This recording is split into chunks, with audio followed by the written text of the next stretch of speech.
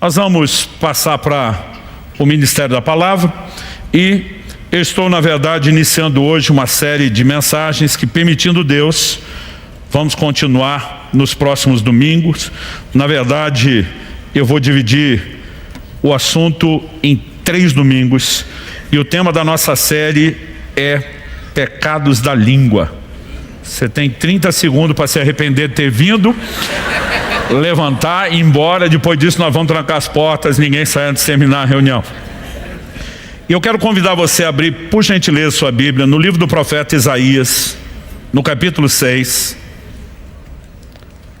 Livro do profeta Isaías, capítulo 6.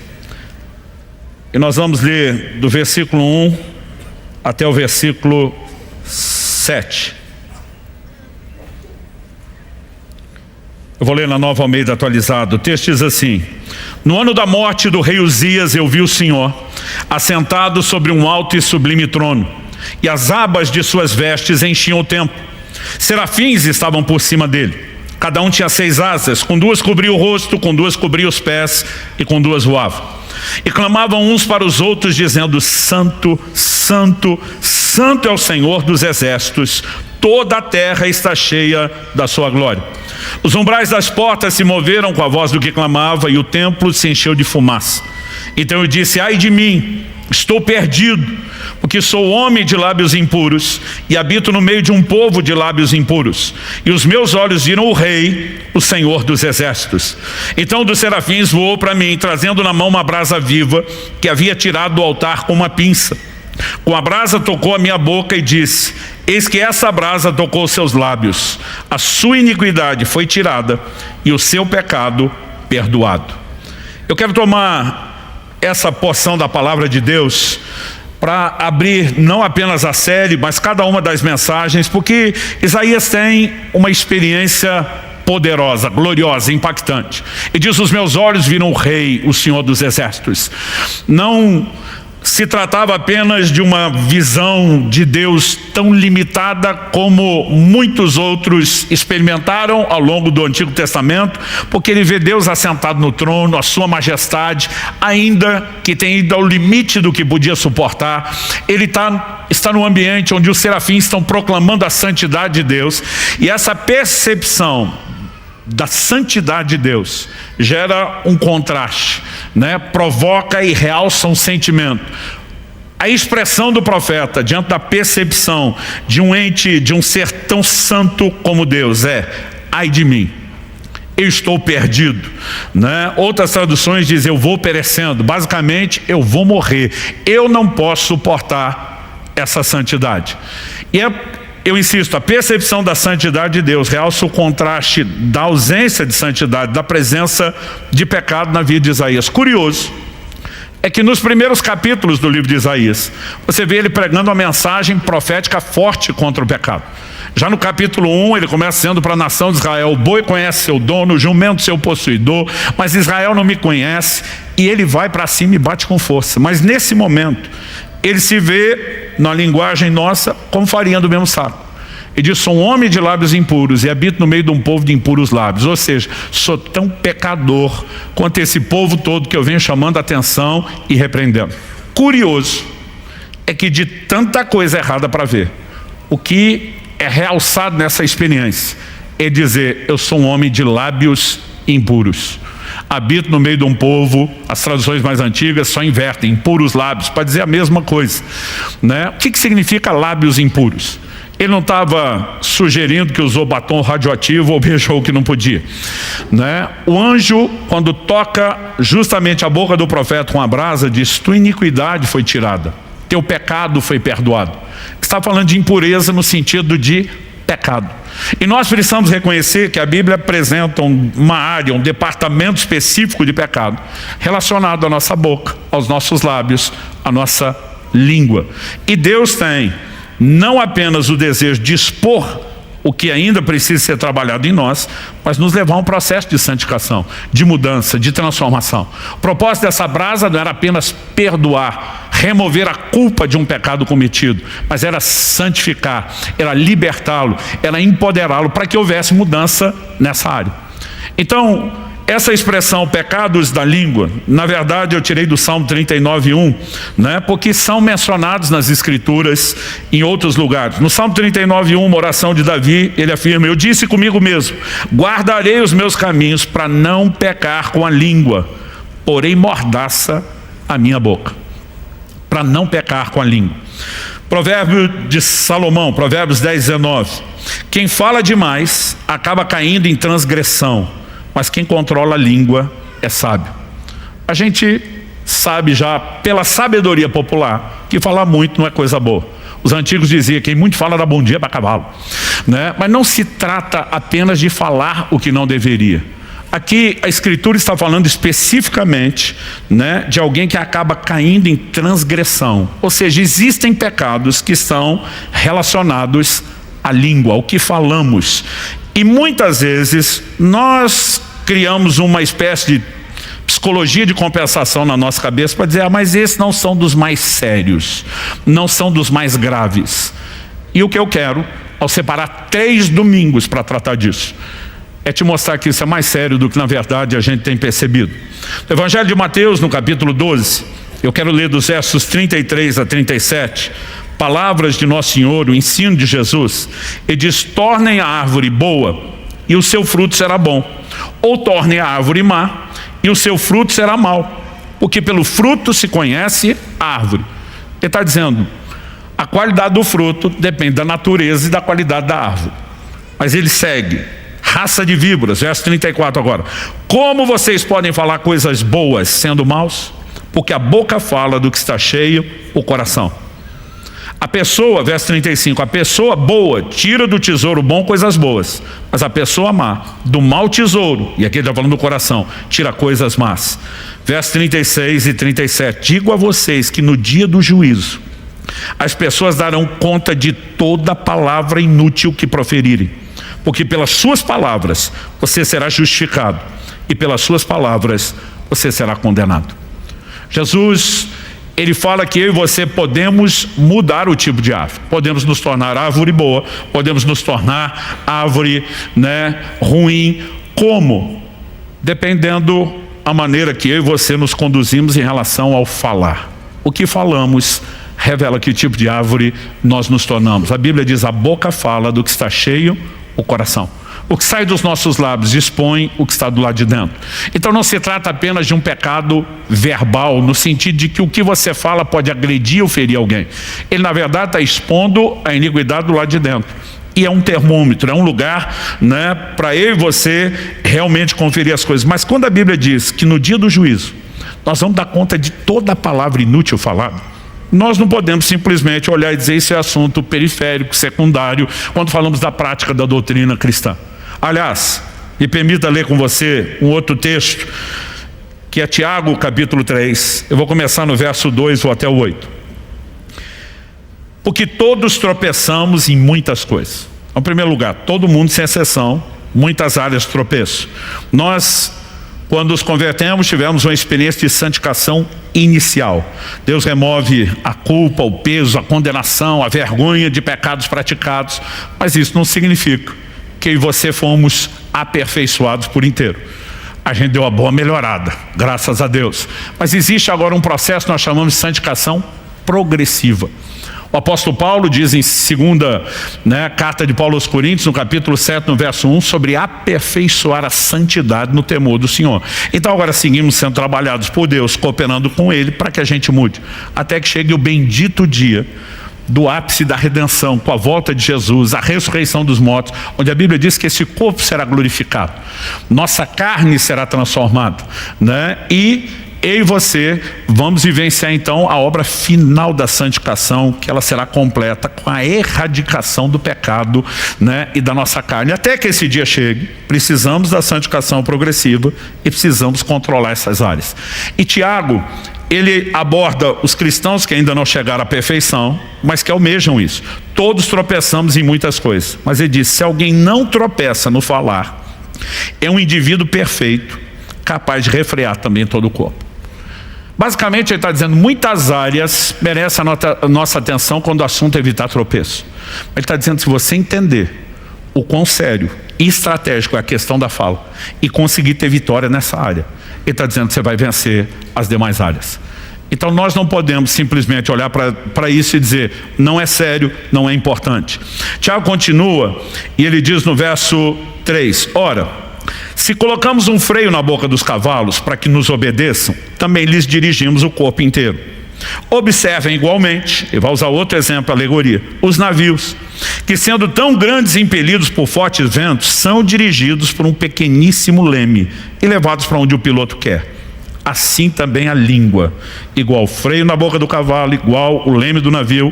A língua, pequeno órgão, se gaba de grandes coisas.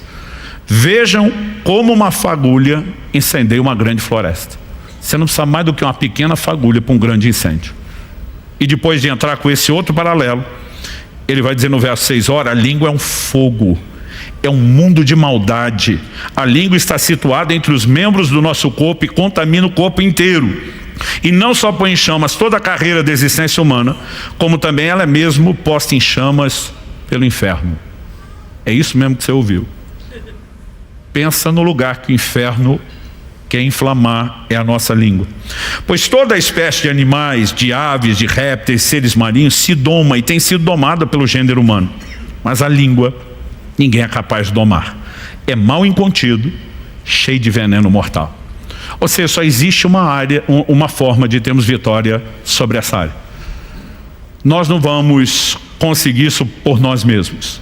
Nós precisamos, como Isaías, nos submeter a um processo divino, sobrenatural, que começa em primeiro lugar com o entendimento de que esse assunto é sério e que precisa ser trabalhado, e que sem recurso divino nós não vamos conseguir, mas com a soma de tudo isso, eu e você podemos vencer os pecados da língua.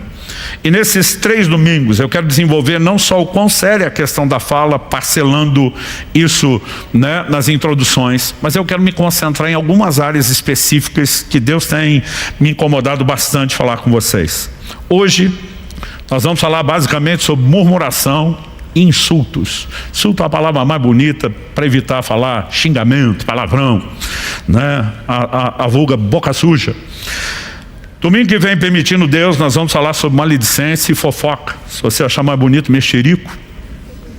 E no terceiro domingo, nós vamos mexer nas questões de mentira e algo relacionado tanto a ela como ao mexerico, que é calúnia. E eu creio que com isso nós vamos conseguir ter uma percepção da seriedade do assunto e de como nós precisamos trabalhar essas coisas na nossa resposta a Deus, de cooperar com Ele no processo de mudança e de santificação. Então vamos começar enfatizando o problema da murmuração antes de passar os insultos. Em primeiro lugar, em primeira carta de Paulo aos Coríntios, no capítulo 10, versos 10 e 11, nós temos uma ordenança, né? Não murmureis. É um imperativo, né? Nos chama a uma ação de não fazer algo, mas é uma ordem bíblica, né? A tradução que eu estou usando, a Nova Almeida, diz: não fiquem murmurando, como alguns deles murmuraram. Alguns deles está falando dos israelitas do Antigo Testamento, e foram destruídos pelo exterminador. Essas coisas aconteceram com eles para servir de exemplo, e foram escritas como advertência a nós, para que o fim dos tempos tenha chegado. A palavra murmurar significa reclamar. Basicamente, ela não é necessariamente um ataque como um xingamento, não é necessariamente maledicência, não entra necessariamente no elemento fofoca, não entra na calúnia, na mentira, mas é reclamação. Agora, quando você olha para aquela geração que saiu do Egito, rumo à terra prometida, talvez a queixa mais repetida de Deus seja bater em teclas como rebeldia e incredulidade, mas o assunto que sempre vem à tona é a tal da murmuração. E o texto está dizendo: não murmurem como alguns deles fizeram e foram exterminados. E na sequência ele vai dizer: o que aconteceu com eles é para servir de exemplo e advertência para mim e para você. Aliás, para que a gente possa entender o quão séria é a ordem de não murmurar, eu gostaria que a gente fosse para esse texto de 1 Coríntios 10. Eu acabei de ler o verso 10 e 11, mas na verdade eu queria te apresentar um contexto maior, lendo versículos anteriores e os posteriores ao que nós lemos. No verso 1, o apóstolo Paulo, que está escrevendo à igreja de Corinto, na Grécia, Eram gentios que se converteram, não eram judeus que viveram de acordo com as tradições da lei do Antigo Testamento, que tinham todo o conhecimento de quem eram os patriarcas, Abraão, Isaac, Jacó, por meio de quem, né, as promessas de Deus foram sendo feitas e o plano de redenção vai sendo apresentado e revelado de forma progressiva. Mas ele mostra que esses gentios convertidos não podiam ignorar algumas informações que estão lá no Antigo Testamento. Ele diz assim: olha, irmãos, não quero que vocês ignorem que os nossos pais estiveram todos sob a nuvem, todos passaram pelo mar, e todos em Moisés foram batizados, tanto na nuvem como no mar. Todos eles comeram do mesmo alimento espiritual, beberam da mesma bebida espiritual, porque bebiam de uma pedra espiritual que os seguia, e a pedra era Cristo. Mas Deus não se agradou da maioria deles. Eu quero dar ênfase a isso. Deus não se agradou da maioria deles, razão pela qual ficaram prostrados no deserto, ou seja, não entraram na terra prometida, não viveram o cumprimento das bênçãos, das promessas que Deus tinha feito para eles. E aí ele diz no verso 6, ora, essas coisas se tornaram exemplos para nós, a fim de que não cobicemos as coisas más como eles cobiçaram. Antes de falar do exemplo, antes de falar de evitar o tropeço, ele está dizendo: não ignore que nossos pais foram batizados tanto na nuvem como no mar. Beberam de uma pedra espiritual que os seguia, que era Cristo. Ele está fazendo alusão aos dois momentos onde Deus fez sair água da pedra, e evidentemente ele não está dizendo que aquela pedra, que eram pedras distintas, onde em dois momentos específicos saiu água, que a pedra literalmente os acompanhava. Mas estava dizendo: quem fez sair água da pedra e os sustentou no deserto foi o próprio Senhor. Mas quando ele usa a expressão bebiam de Cristo, ele está fazendo todo um paralelo da experiência deles com a nossa experiência de conversão a Cristo. Foram batizados na nuvem e no mar, batismo no Espírito Santo e nas águas. Comeram do mesmo alimento espiritual. Qual alimento espiritual que está sendo mencionado? O maná, que Jesus em Mateus 4,4, fazendo alusão ao texto que fala do maná em Deuteronômio 8,3, diz: nem só de pão viverá o homem, mas de toda a palavra que sai da boca de Deus. Ou seja, não foram apenas alcançados pelo Evangelho, foram alimentados pela palavra de Deus. Beberam da mesma bebida espiritual que emana do próprio Senhor. Ou seja, está falando que todo mundo teve uma experiência de conversão. Como é que se deu a saída do Egito? A libertação deles acontece na celebração da primeira Páscoa. Quando o cordeiro da Páscoa está sendo imolado, o sangue aspergido, eles estavam anunciando profeticamente o que Cristo faria. Paulo vai escrever aos mesmos Coríntios e vai dizer que Cristo é o nosso cordeiro pascal. Ou seja, o sacrifício de Cristo está para nós, como a Páscoa estava para eles. Com a morte do cordeiro, com o seu sangue, eu e você fomos arrancados de uma tirania onde éramos escravos no reino das trevas, fomos trazidos para o reino da luz, nos tornamos povo de Deus. Agora, é possível ter toda essa experiência, e ainda assim a Bíblia diz: Deus não se agradou da maioria deles, e eles não chegaram onde deveriam. Porque na vida cristã não se trata apenas de começar bem, mas de ir até o fim, de viver tudo aquilo que Deus tem para nós. E há muitas armadilhas que precisam ser evitadas no caminho. Então o texto está dizendo, isso tudo está registrado como exemplo para a gente não vacilar como eles vacilaram, para a gente não tropeçar como eles tropeçaram. E ele começa falando de um dos pecados, a fim de que não cobicemos coisas más como eles cobiçaram. Mas ele não para na cobiça. Verso 7, vamos continuar a leitura. Não sejam idólatras como alguns deles foram, conforme está escrito: o povo assentou-se para comer, beber e levantou-se para divertir. Está escrito em Êxodo 32:6. O momento onde nós temos o primeiro registro histórico de um carnaval. O povo faz o bezerro de ouro quando Moisés está demorando para descer do monte, e começam as festas, e a Bíblia diz que o povo estava literalmente desenfreado, sem freio. Então a Bíblia está dizendo: não sejamos idólatras como eles. Ele continua no verso 8: não pratiquemos imoralidade, como alguns deles o fizeram, e caíram mortos num só dia 23 mil. A referência agora é Números 25, quando as filhas dos moabitas, dos midianitas, começam a chamar os israelitas, não apenas para uma prostituição física, literal, que já era pecado contra Deus, mas exigiam em troca que eles se curvassem diante dos ídolos delas, e conseguiram combinar idolatria com imoralidade. E a Bíblia fala de uma praga e de muitos morrendo. Então o texto diz: não pratiquemos imoralidade, como alguns deles fizeram, caíram mortos num só dia 23 mil. Agora vem o verso 9: não ponhamos Cristo à prova, como alguns deles fizeram, e foram mortos pelas serpentes. Aqui a menção é Números 21, episódio das serpentes abrasadoras. O curioso é que o pecado principal ali é murmuração. E aí ele emenda no 10, junto com o por Cristo à prova: não fiquem murmurando, como alguns deles murmuraram e foram destruídos pelo exterminador. Por que eu estou lendo isso tudo? Porque normalmente a gente pensa: idolatria, pecado sério, imoralidade, piorou. Mas quando chega no assunto da murmuração, a gente diz normal. E a Bíblia não está tratando isso como normal. Está dizendo: vai te enredar como a imoralidade enreda, vai te enredar como a idolatria enreda, vai te prender como a cobiça prende. Isso é chamado de colocar Cristo à prova. Então no verso 11 nós já lemos e diz: essas coisas aconteceram com eles para servir de exemplo, foram escritos para advertência a nós, para quem tem chegado os fins dos tempos. Dito isso, ele diz: por isso, aquele que pensa estar em pé, veja que não caia. Não caia na idolatria, não caia na cobiça, não caia na moralidade, não caia na murmuração. Verso 13: não sobreveio a vocês nenhuma tentação que não fosse humana, mas Deus é fiel, não permitirá que sejam tentados além do que podem suportar. Pelo contrário, juntamente com a tentação, proverá livramento para que vocês a possam suportar. Quando você olha o quadro completo, não dá para dizer, olhando para uma murmuração, que é algo normal, aceitável, tolerável. E a Bíblia está nos chamando a uma ação específica, dizer: não entre nesse jogo. E nós precisamos entender que a ordem não murmureis é literalmente isso, é imperativo, é uma ordem que não é para ser desobedecida. Então quando alguém murmura, além de desobedecer uma ordem direta de Deus para não fazê-lo, ele está também afrontando diretamente uma outra ordem divina de que a gente deve fazer o oposto.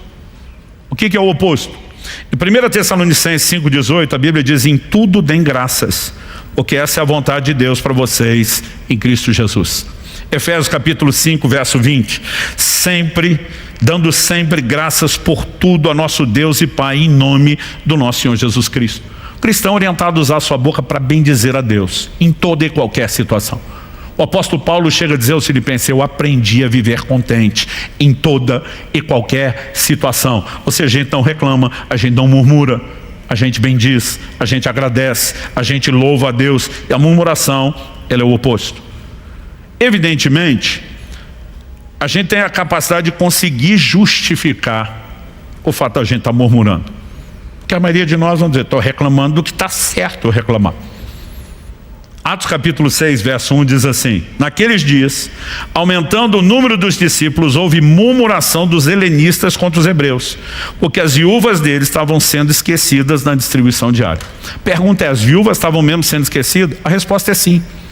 Os apóstolos se levantam com toda a congregação e dizem: temos um problema, temos que resolver o problema, temos que consertar o problema, e consertaram. Então, o problema era legítimo, ninguém inventou, ninguém simplesmente criou uma situação que não existia. A questão é como se lida com o problema. A Bíblia diz que a murmuração vem de um grupo específico, helenistas falando contra hebreus. A expressão helenista fala dos de cultura grega. Então, mesmo em Jerusalém, nós tínhamos alguns que tinham abraçado o judaísmo sem ser.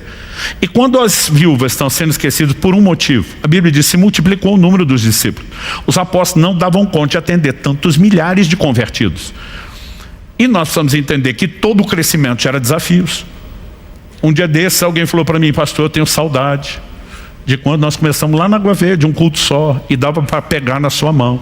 Eu falo: eu tenho boas lembranças, mas não quero voltar para aquilo. Hoje nós estamos alcançando muitos milhares de pessoas, e eu estou feliz com mais gente sendo alcançado. Agora, não espere que eu pegue na sua mão. Um dia como esse, de 5 cultos, alguém falou: pastor, o senhor termina a pregar e já sai. Eu falei: queria você pregando 5 cultos para ver o que é. Então assim, existem mudanças que são necessárias, mas se você não sabe muitas vezes como apresentar, você pode gerar certas insatisfações. Então de vez em quando você tem que estar explicando, programando, e os apóstolos vão fazer isso. Mas o povo está reclamando, não está olhando para o problema que foi gerado pelo crescimento, que é um bom motivo. Eles estão dizendo: se fosse as viúvas dos hebreus, estava sendo atendido. Porque o problema não é muita gente, o problema é que tem lá nata, a turma do departamento VIP, esses são atendidos, nós somos... E aí começa uma distorção de qual é o motivo do problema. Porque é a suposição da cabeça deles, não é o que a Bíblia diz que era o problema. O problema era real, mas a maneira como eles estão reclamando já começa a semear intriga, divisão, discórdia, e a coisa acaba indo para outro lado. Ou seja, a maioria de nós, quando está reclamando, a gente costuma pensar: estou no direito de fazer. E eu sempre digo às pessoas: existem formas corretas de fazer isso, né? É você simplesmente dirigir aos líderes: olha, nós temos um problema, não sei se vocês estão vendo da mesma forma, quais são as possíveis soluções? É bem mais fácil do que só ficar presumindo e falando. Não importa se estão falando da igreja, estão falando dentro da sua família, do seu trabalho, em qualquer lugar. Agora, nós também podemos, às vezes, estar fazendo a coisa certa do jeito errado. 1 de Pedro, capítulo 4, verso 9. Sejam mutuamente hospitaleiros. Hospitalidade é largamente trabalhada na Bíblia, mas ele diz sem murmuração. Hospitalidade é coisa boa, mas a gente pode fazer reclamando. Tudo bem eu receber os irmãos em casa, mas eles precisam ser tão sem noção. Tudo bem eu cozinhar para esse povo, mas precisa comer como se fosse uma nuvem de gafanhoto. Tudo bem abrir minha casa, receber a célula, mas esses pais não podiam ensinar melhor os filhos a não ficar quebrando as coisas dos outros. E aí nós começamos a fazer a coisa certa do jeito errado. E a Bíblia está dizendo: se vai ser hospitaleiro, sem murmuração. Não estraga a coisa boa que você fez reclamando de tudo aquilo que você está fazendo, ainda que seja algo bom. Quem está arrependido de ter vindo? Não, estou brincando, vamos continuar. Em Êxodo, no capítulo 16, a gente tem um retrato de Deus falando do comportamento do povo, que mostra que murmurar contra pessoas, reclamar até mesmo das circunstâncias, não necessariamente dirigindo alguém, é murmurar contra Deus. Pelo menos a perspectiva que Deus tem do seu povo, que deveria entender o cuidado do governo dele em toda e qualquer situação. Êxodo 16, de 6 a 8 diz: então Moisés e Arão disseram a todos os filhos de Israel: hoje à tarde vocês saberão que foi o Senhor quem os tirou da terra do Egito, e pela manhã vocês verão a glória do Senhor, porque Ele ouviu as murmurações de vocês contra o Senhor. Pois quem somos nós para que vocês fiquem murmurando contra nós? Ele disse: vocês acham que estão falando da gente, mas nós estamos aqui como enviado dele, falando as palavras dele, fazendo as coisas que ele mandou. Então não é contra a gente, vocês estão murmurando. Moisés continuou: isso acontecerá quando o Senhor à tarde lhes der carne para comer, e pela manhã pão à vontade. É o momento onde você tem o surgimento do maná na história bíblica. Porque o Senhor ouviu as murmurações com que vocês se queixam contra Ele. Ele repete: pois quem somos nós? Vocês não estão murmurando contra nós, mas contra o Senhor. Quando o filho está reclamando dos pais, quando marido e mulher estão queixando um do outro, quando o empregado está reclamando de patrão, normalmente nós achamos que estamos murmurando só contra pessoas. Mas o Deus que nos mandou dar graça, que nos mandou bem dizer, em vez de reclamar, Ele disse: seu problema comigo, não é só com os outros. Números 16, de 41 a 45. A Bíblia diz: mas no dia seguinte toda a congregação dos filhos de Israel murmurou contra Moisés e contra Arão. Nós tivemos o relato no mesmo capítulo 16 da rebelião de Coré, Datã e Abirão. O juízo de Deus se manifesta sobre eles, e mesmo Deus deixando claro como lidou com tudo aquilo, a Bíblia diz que o povo murmura contra Moisés e Arão, dizendo: vocês mataram o povo do Senhor. A Bíblia diz que quando o povo se ajuntou contra Moisés e Arão, eles se viraram para a tenda do encontro, e eis que a nuvem a cobriu e a glória do Senhor apareceu. Moisés e Arão foram para a frente da tenda do encontro. Então o Senhor falou a Moisés dizendo: saiam do meio dessa congregação e eu a consumirei no momento. A gente não pode achar que murmuração não atrai ira, não atrai juízo divino. Então eles se prostraram sobre o seu rosto. A Bíblia vai descrever aqui todo um gesto de intercessão. O Arão, que junto com a sua irmã Miriam, lá em Números 12, alguns capítulos antes, foi tratar com Moisés e aprendeu a lição. Ele é o primeiro a pegar um incensário, numa atitude de intercessão, sai clamando pelo povo. Os versos 49 e 50 diz assim: os que morreram daquela praga foram 14.700, fora os que morreram por causa de Corá. Arão voltou para junto de Moisés, à porta da tenda do encontro, e cessou a praga. O homem que tinha errado na mesma área e aprendeu a lição foi correr, ser o primeiro a interceder pelo povo, suplicar misericórdia a Deus. E quando você vê o quanto, não só ao longo do Antigo Testamento, mas no Novo, Deus vai mexendo nesses pecados, nós não podemos olhar para isso e dizer que é algo sem importância. Além de apresentar o problema da murmuração, eu quero destacar aqui na sequência as consequências. A gente leu 1 Coríntios 10:10, não fiquem murmurando, como alguns deles murmuraram e foram destruídos pelo exterminador. Outras traduções falam, né, o destruidor. Algo que você precisamos entender é que se evitamos murmuração e entramos no terreno que Deus nos chamou, que é falar bem, expressar gratidão, é se manter louvando a Deus, nós vamos adentrar um cenário de bênçãos. Você lembra de Atos 16? Paulo e Silas, na cidade de Filipos, são presos, passam por um julgamento sumário, se é que dá para chamar de julgamento, não tiveram seus direitos de cidadãos romanos, pelo menos Paulo respeitado, foram açoitados publicamente, foram presos. Eu imagino que muitos de nós, no lugar deles, já estaria se queixando com Deus. É assim que o Senhor retribui quem se dispõe a pregar o Evangelho? Esse é o retorno que nós temos de largar tudo para trás e proclamar o reino de Deus? Eu fico imaginando que alguns de nós poderíamos estar nos queixando para Deus. Se é desse jeito, estou fora, prefiro não continuar. Certamente alguns iam ameaçar Deus dizendo, não dou mais o dízimo, né? Sempre tem crente que imagina que isso vai fazer alguma diferença na hora dele aterrorizar Deus. Mas o que os dois fizeram foi completamente diferente. A Bíblia diz perto da meia-noite. E naquela época, meia-noite tinha esse significado, era metade da noite mesmo, ninguém estava acordado dessa hora. Se dormia cedo, porque escurecia cedo, se levantava cedo, ainda escuro. A Bíblia diz lá pela meia-noite, Paulo e Silas não dormem, não deixam ninguém dormir. A Bíblia diz que os dois oravam e cantavam louvores. E quando eles estão naquele ambiente de adoração, a Bíblia diz que um terremoto chacoalhou aquela prisão. Nesse ambiente de adoração, nós sempre veremos intervenções divinas. Eu lembro quando ainda era adolescente, tinha um livro que era o best-seller no meio dos cristãos na época, chamava O Louvor que Liberta. Ele destacava casos como o de Josafá, segundo Crônicas 20, vai para uma guerra que é impossível ele vencer. Vai debaixo de palavra de Deus, confiando em Deus. Em vez de botar o exército armado à frente, ele bota um coro de levitas, proclamando o Senhor é bom, sua bondade dura para sempre. E o povo junto, louvando e adorando. Deus disse, nessa batalha vocês não vão lutar. E não fizeram nada. Deus disse para eles, fiquem parados, vejam o livramento do Senhor. E eles vão só louvando. Ninguém precisou usar arma. Confusão no arraial do inimigo, Deus simplesmente resolveu o problema. Quando eu e você aprendemos a bem dizer, nós vamos ver terremotos, nós vamos ver circunstâncias mudadas, nós vamos ver porta de cadeia, de prisão, de tentado nos colocar aberta, porque há uma ação de Deus. Agora, quando alguém murmura, além de não ter a bênção da intervenção, o que ele vai viver é o oposto. Pereceram, foram destruídos pelo exterminador. Quando a Bíblia diz, não deis lugar ao diabo, lá em Efésios 4, não está dizendo que um crente pode acordar de manhã, tomado por um momento de sanidade, preencher um formulário, vem por meio desse, autorizar o miserável do Satanás a fazer uma devassa na minha vida. O que significa dar lugar ao diabo? Quando quebramos princípios, e normalmente isso acontece pecando, nós quebramos certas barreiras de proteção.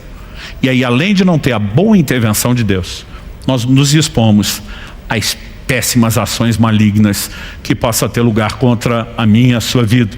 Então, eu nunca conheci, vou completar esse ano 32 anos de pastorado, nunca conheci um crente que murmurasse, que andasse na plenitude da bênção de Deus. Normalmente é o tipo de gente que você olha e fala, morreu no deserto, nunca chegou em Canaã, não vive o melhor de Deus. É impossível ele viver a plenitude das bênçãos e está sempre se expondo, né, a enormes revés desnecessários. Você olha e fala, cara, está exposto à ação do reino espiritual, infelizmente não o de Deus. Então, se o louvor traz intervenção divina, a murmuração nos leva no caminho oposto e nos rouba bênçãos. Então deixa eu apresentar o episódio de Números 14. Eu li antes Números 16. Números 14 é quando eles chegam no limiar da terra prometida. Depois de séculos de promessa, finalmente eles estão diante da terra, é hora de entrar. Mas 12 espias foram enviados, um representante de cada tribo de Israel.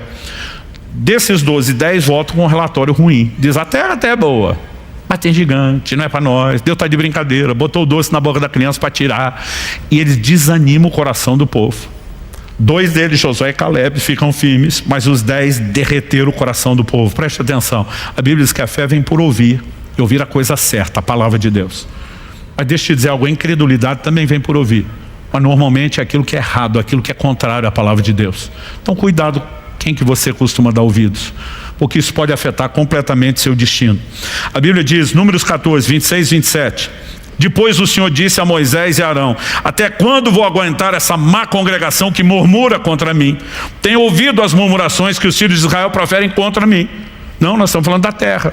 A terra que Deus prometeu, a terra que Deus não vai dar para a gente. É lógico que eles estão falando contra o Senhor.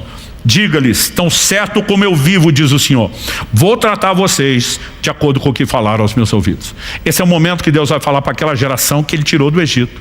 Ele diz, todo mundo à minha volta, no limiar, na divisa da terra, era entrar e possuir. Deus diz, volta para o deserto de onde vocês vieram.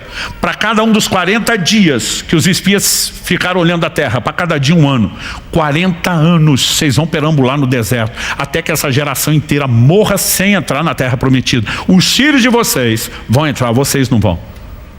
Hebreus 3,19 simplifica isso e diz, vemos que não puderam entrar por causa da incredulidade. É isso que a Bíblia chama de murmuração. Porque em vez dela se apoiar na palavra de Deus e lutar por um posicionamento de fé pelo que Deus falou, é sempre uma reclamação. Ele não vai fazer o que falou, ele não estava levando a sério, ele não tem o poder de fazer isso. E aí o que eu e você precisamos entender, que o que nós vamos experimentar na nossa caminhada não é só a vontade de Deus porque Ele quer. Quando Deus nos faz promessa, e Ele diz para o povo, eu vou levar vocês à terra prometida, Ele sinalizou a vontade, era a intenção dele.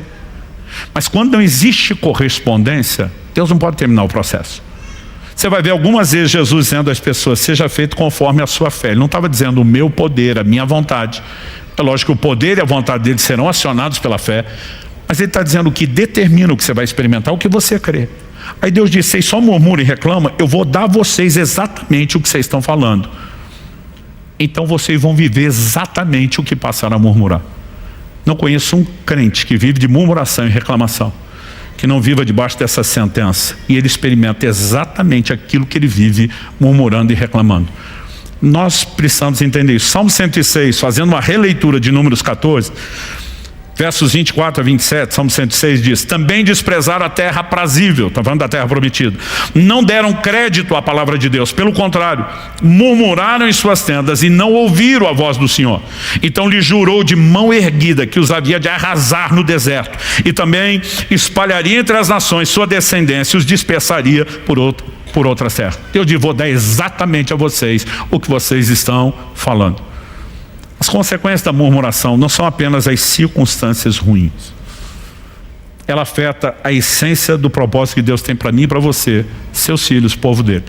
Filipenses capítulo 2, 14 e 15. Façam tudo sem murmurações nem discussões. Para que? Agora vem indicativo de propósito. Para que sejam irrepreensíveis e puros, filhos de Deus, inculpáveis no meio de uma geração pervertida e corrupta, na qual vocês brilham como luzeiros do mundo. Quando Jesus diz, vocês são a luz do mundo, sal da terra, ele disse, a luz não brilhar, não tem motivo e razão de ser. Se o sal se tornar insípido e perder o poder de salgar, não tem razão de ser. Ele diz, então, cumpra o papel que vocês têm. Se você temos que ser luz e brilharmos no meio de uma geração pervertida, corrompida, nós precisamos entender que a murmuração nos tira desse lugar. Com murmuração nós não seremos irrepreensíveis, com murmuração nós não seremos puros, com murmuração nós não seremos inculpáveis e nem representaremos a natureza do Pai que carregamos para ser chamados de filhos de Deus. Pausa dramática para você pensar. Nós não podemos olhar para isso e dizer, é uma coisa qualquer. Então, quando a gente pensa nessas consequências associadas a todas as ordenanças de Deus, não dá para dizer que não é sério, não dá para tratar de outra forma que não seja pecado. E pecado só se trata de uma forma, arrependimento, e se busca de Deus não apenas perdão, mas santificação. E ainda tem brasa no altar, a minha e a sua disposição, para tocar as nossas vidas. Você pode dizer amém? Mas me permita terminar falando agora da questão dos insultos.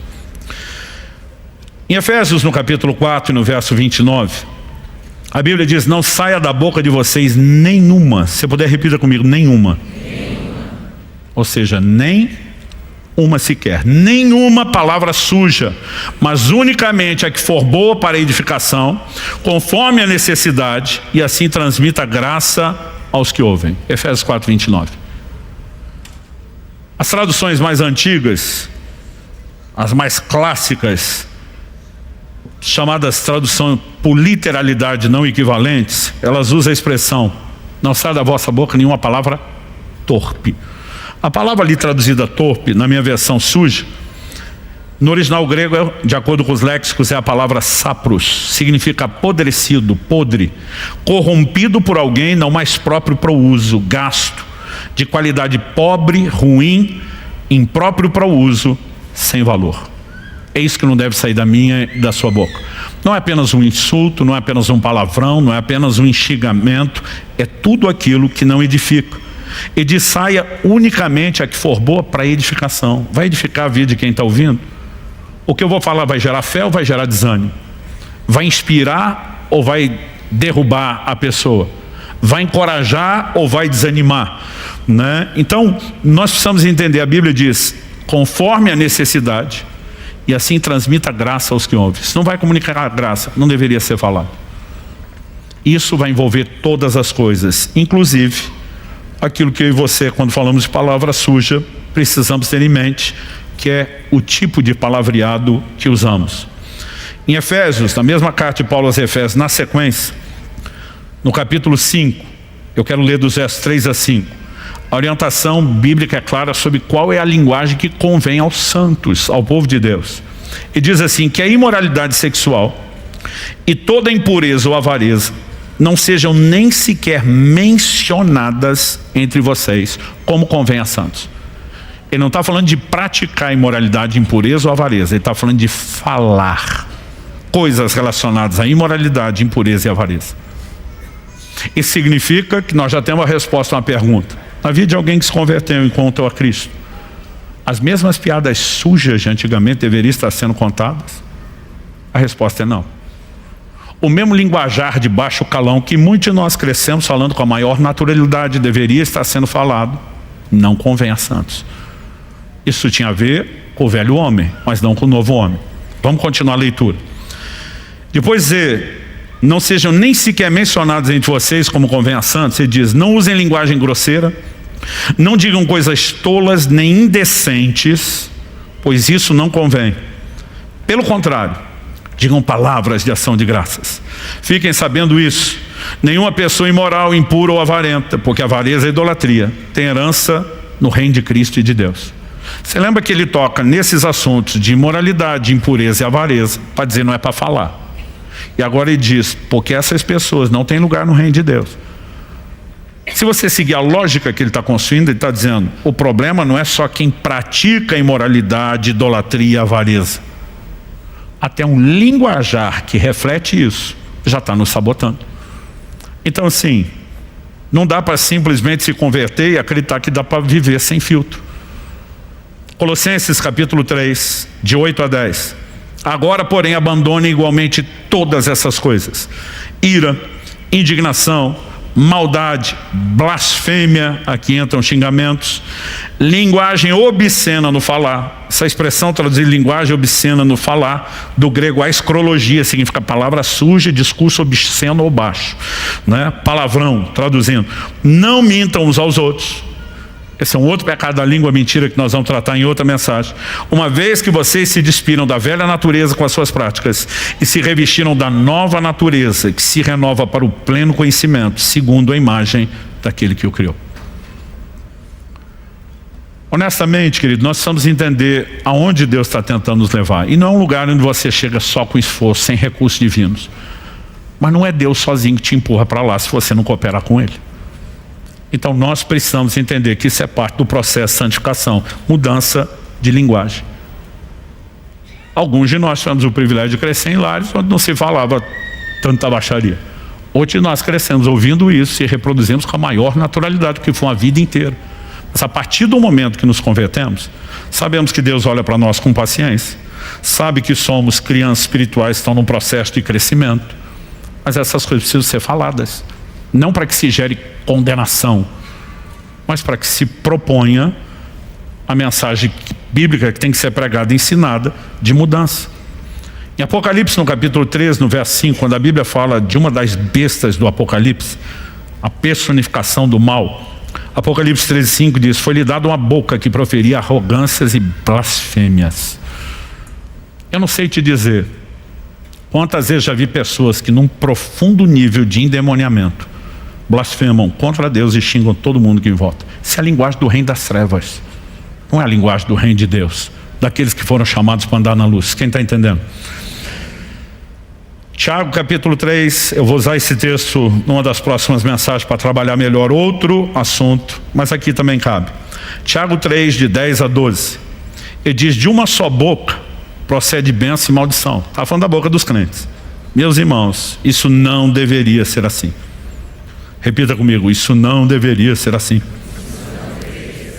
Ele pergunta: por acaso pode a fonte jorrar do mesmo lugar água doce e água amarga? A pergunta é retórica, para todo mundo responder que não. Meus irmãos, será que a figueira pode produzir azeitonas ou a videira figos? Assim também, uma fonte de água salgada não pode dar água doce. Ou você está com água amarga, salgada ou doce. E a Bíblia diz que nós precisamos ser a fonte correta. Uma fonte que não só não fala o que é errado, mas fala aquilo que é correto. Quem está entendendo, diga amém. Então, a semelhança de Isaías, nós precisamos entender. Estamos falando de áreas que são pecado, que atrapalham o nosso relacionamento com Deus, mas que encontramos um Deus que expõe isso não porque quer condenar, não porque quer que a gente sinta mal a respeito, mas porque Ele quer nos aperfeiçoar. Então, qual é o processo? A semelhança de Isaías, quando enxergamos pecado, tem que ter arrependimento. O que é o arrependimento? Em essência, é reconhecer o erro que você cometeu. Outro dia alguém me perguntou: pastor, qual o mistério do toque na boca do profeta? Porque o anjo pega uma brasa lá com a pinça e vai colocar na boca. Qual o mistério? Eu falei: não tem mistério, é a oração que ele fez. Sou um homem de lábios impuros. Se ele tivesse dito: sou um homem de olhos impuros, teriam sido 2 brasas nos olhos, ou como dizia no interior de São Paulo, onde me criei, nos olhos. Aquela área onde você reconhece necessidade é especificamente a área onde Deus pode trabalhar. E quem não reconhece não vai ser trabalhado. Então assim, se Deus não expõe, e o propósito dele não é fazer você meramente sentir mal, é lógico que quando a gente entende, a gente sente mal. Mas a ideia é que a partir do reconhecimento a gente se expõe a um processo de mudança. Em Marcos 2, de 15 a 17, Jesus diz assim: os sãos não precisam de médico, e sim os doentes. Se você olhar a essência do ensino dele, quem eram os doentes? Ele está falando dos pecadores. Quem é o médico? Ele está falando dele. Como a Bíblia diz, não há nenhum justo, nenhum sequer, não existe gente sã de verdade. Ou seja, todo mundo é doente, todo mundo precisa do médico, ele que é o Salvador. Mas a pessoa que acha que é sã, ou seja, não enxerga a sua miséria, o seu pecado, ele, Jesus, o médico, não pode fazer nada. Porque tudo parte, como premissa, o princípio de tudo é o arrependimento. É por isso que Jesus veio pregando: arrependei-vos e crede no Evangelho. A fé não vem antes do arrependimento, ela vem depois. Quando Hebreus 6 fala dos rudimentos da doutrina de Cristo, fala primeiro do arrependimento de obras mortas, depois da fé em Deus. Sempre o arrependimento. Ele precisa ser o precursor, porque não há mudança e transformação sem arrependimento. Então Deus quer expor áreas da nossa vida. Ele quer nos levar ao reconhecimento: está errado, isso não condiz com a nova vida, está mais parecido com a velha, eu preciso de mudança. Esse é o ponto de partida. Mas a partir disso, nós podemos acessar recursos, porque Tiago deixa claro: a gente consegue domar todos os animais, mas não a própria língua. Diz: está cheio de veneno. Aliás, alguns de nós, a língua é bipartida, bifurcada a ponta, o veneno corre no canto da boca. Mas com recursos de Deus, todos, cada um de nós, sem exceção, podemos vencer. E o que nós precisamos entender é que Deus não quer só perdoar. Se Ele só perdoa, nós vamos continuar tropeçando nas mesmas áreas, caindo e levantando. Ele tem santificação, transformação para mim e para você. Isso é um recurso sobrenatural que está à nossa disposição. Pastor, como acessá-lo? Além do reconhecimento, existem algumas ações práticas. Primeira delas, se Jesus diz em Mateus 12:34 que a boca fala do que está cheio o coração, nós precisamos mudar o depósito. Você lembra que em Mateus 12, Jesus disse que do bom depósito a pessoa tira coisas boas, do mau depósito tira coisas más. Então nós precisamos trocar o depósito. O que é que está do lado de dentro? Colossenses capítulo 3, verso 16 diz: habite ricamente em vós a palavra de Cristo. O crente tem que estar tão cheio de Bíblia que quando alguém esbarra nele, sai versículo. Eu li algum livro quando era garoto, uma ilustração. Imagina uma esponja que está encharcada de água. Onde você aperta, sai o quê? Água. E aí você olha para Jesus, era assim. O diabo vinha tentar cutucar, o que que saía? Está escrito, está escrito. Porque se a boca fala do que está cheio o coração, e nós enchemos o coração com a palavra de Deus, esse é um excelente começo. Eu tenho, nos últimos anos, tentado repetir um desafio pessoal, de quando faço um período de jejum prolongado de 40 dias, ler a Bíblia toda naquele período dos 40 dias. Você tem que manter uma média de uns 30 capítulos por dia, sem falhar, para conseguir manter aquilo. Esses dias, eu estava próximo de uma pessoa, a gente estava viajando junto, e ele falou: pastor, estou vendo que o senhor está concentrado na leitura. Eu falei: meu filho, nosso tempo de conversa aqui está limitado. Eu tenho que ter um bom tempo com Deus todo dia na leitura bíblica. Aí conversa vai, conversa vem. Ele: parece que o senhor está aí há um tempo. Eu falei: estou. Aí eu contei o que estava fazendo. Ele olhou para mim e falou: mas assimila ler um livro inteiro desse em 40 dias? Eu falei: não tem memória, por mais brilhante que seja, que vai lembrar tudo. A questão não é só lembrar tudo. Eu estou renovando minha mente, como diz as Escrituras. Eu estou reprogramando a forma dela de pensar o tempo todo, saturando ela com a palavra de Deus. Eu gosto também de, em períodos pequenos, olhar um assunto só em toda a Bíblia de uma vez. Existem inúmeros benefícios, mas algo que eu tenho aprendido ao longo dos anos: quanto mais cheio da palavra você está, mais será isso que você vai transbordar. Então, nós precisamos desse bom depósito, mas também precisamos de oração específica por vitória nessa área. Jesus nos ensinou um padrão de oração diária. A oração do Pai Nosso não é uma reza a ser repetida, é um modelo de oração, e é diária, porque diz: o pão nosso cada dia dê hoje. Nessa oração diária, Ele nos ensinou a dizer: não nos deixe cair em tentação, livra-nos do mal. Se eu e você sabemos que estamos tropeçando na murmuração, nos insultos, nos outros pecados que vamos falar semana que vem, e a gente não ora para vencer isso, como esperar que nós vamos vencer? Agora, Salmo 141:3 diz, e eu já repeti várias vezes essa oração do salmista: põe guarda a minha boca, Senhor, vigia a porta dos meus lábios. Quantas vezes eu falava o que não devia, ou pelo menos não da forma como devia, e eu ia lá e orava e dizia: Senhor, põe guarda a minha boca, vigia a porta dos meus lábios. Não significa que Deus é que vai assumir o controle, mas a oração do põe guarda me mantém alerta. Eu quero ter respostas rápidas ao teu Espírito, perceber antes de falar, ou consertar o mais rápido possível. E acredite, esse tipo de oração vai nos ajudar. Então, se nós abraçarmos o processo, nós vamos crescer em maturidade, nós vamos romper espiritualmente. Isso vai fazer toda a diferença. Você recebe essa palavra? Vamos ficar em pé. Eu gostaria que nós orássemos.